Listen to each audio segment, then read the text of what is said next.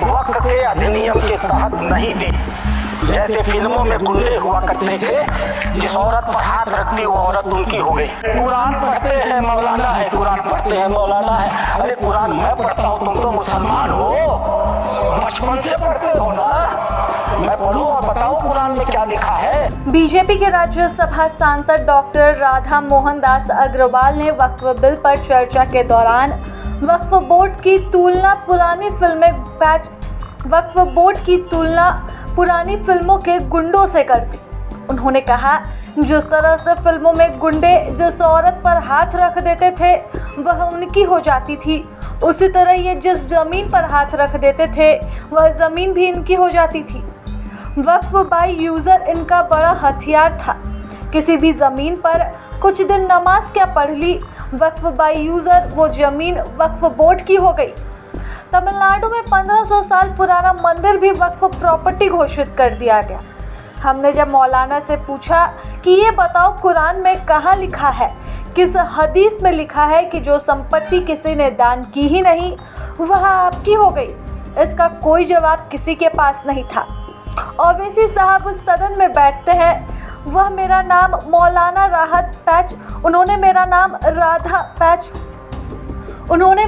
मौलाना राधा मोहन दास अग्रवाल रख दिया।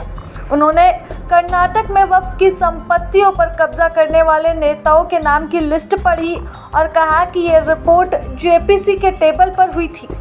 बीजेपी सांसद ने कहा कि एक नाम इस सदन की मर्यादा में लेने से इनकार करता हूं, वो सदन में है भी नहीं, सबको पता है कि वो नाम क्या होगा। आय से होने वाली आय किस वर्ग के उपयोग में आएगी उसके भी निर्देश दे सकता है।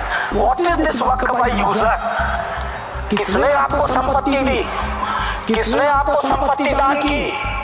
किसके मन में मनसा थी कि अल्लाह को दे दिया जाए? एक भी आदमी ने वक्फ बाय यूजर की संपत्ति वक्फ के अधिनियम के तहत नहीं दी। जैसे फिल्मों में गुंडे हुआ करते थे, जिस औरत पर हाथ रखती वो औरत उनकी हो गई। इसी प्रकार से इन वक्फ बोर्डों ने भू माफियाओं की तरह काम किया। जिस जमीन पर हाथ रख दिया इन्होंने वो जमीन उनकी हो गई। आज इस मानसिकता से ये काम करते हैं। जमीनों पर मैं कानून लेकर के आया हूँ। अध्यक्ष महोदय, इसी सदन में माननीय सदस्य झूठ बोल रहे थे, असत्य बोल रहे थे। 1995 का यह एक्ट है, धारा 40। द बोर्ड में सेल्फ कलेक्ट इंफॉर्मेशन। बोर्ड स्वतः इस बात की सूचना इकट्ठी कर सकता है यदि उसे इसका कोई कारण महसूस होता है कि यह वक्फ की प्रॉपर्टी है। आगे क्या करेगा? And if any question arises whether a particular property is a waqf property or not, whether a waqf is a Sunni or Saqf board, after making such inquiry as is deemed fit, decides the question. संपत्ति पर हाथ रख दो, किसी भी संपत्ति को वक्फ board की संपत्ति कह दो और वक्फ बोर्ड खुद ही तय कर लेगा कि वो संपत्ति वक्फ की है कि नहीं है, और जिस बेचारे की संपत्ति ले ली जाएगी उसको पता नहीं चलेगा। और अगला वाक्य क्या है?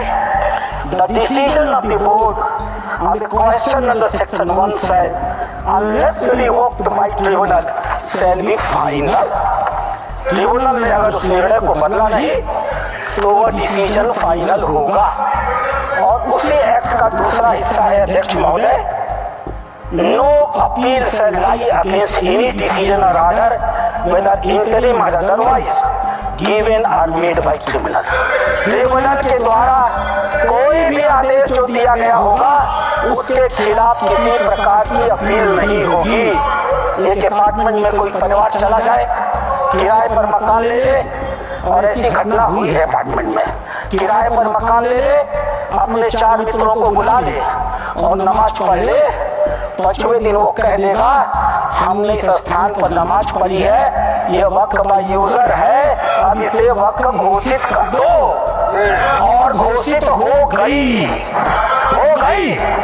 अध्यक्ष महोदय, आपके पास एक बड़ी जमीन है, खाली पड़ी है, बगल में कुछ मुस्लिम परिवार रहते हैं, उन्हें नमाज पढ़ने के लिए कहीं जाना होता है, वो जमीन पर नमाज पढ़ ले, आप हिंदू हैं, आप मना नहीं करते।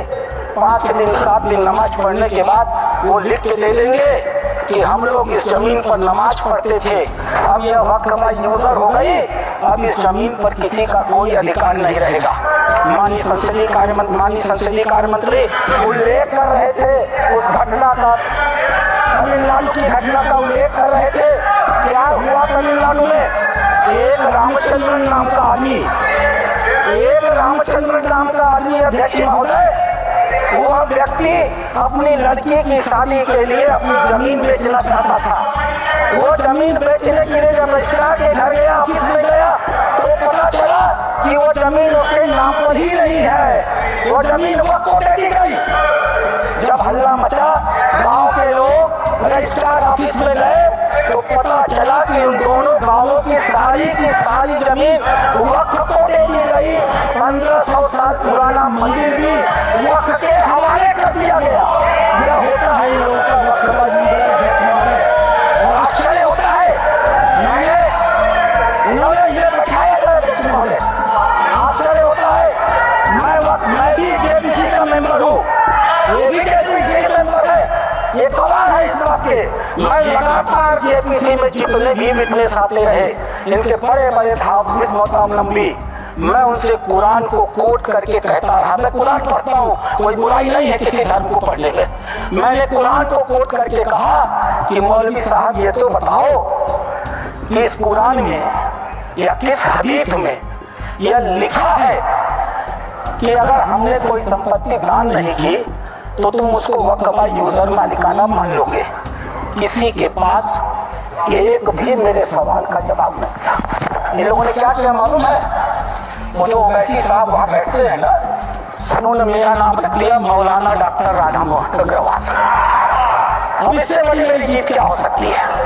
मैंने इनसे पूछा, इस बात पर बहस होती है कि ट्वीट लिखित गया या नहीं।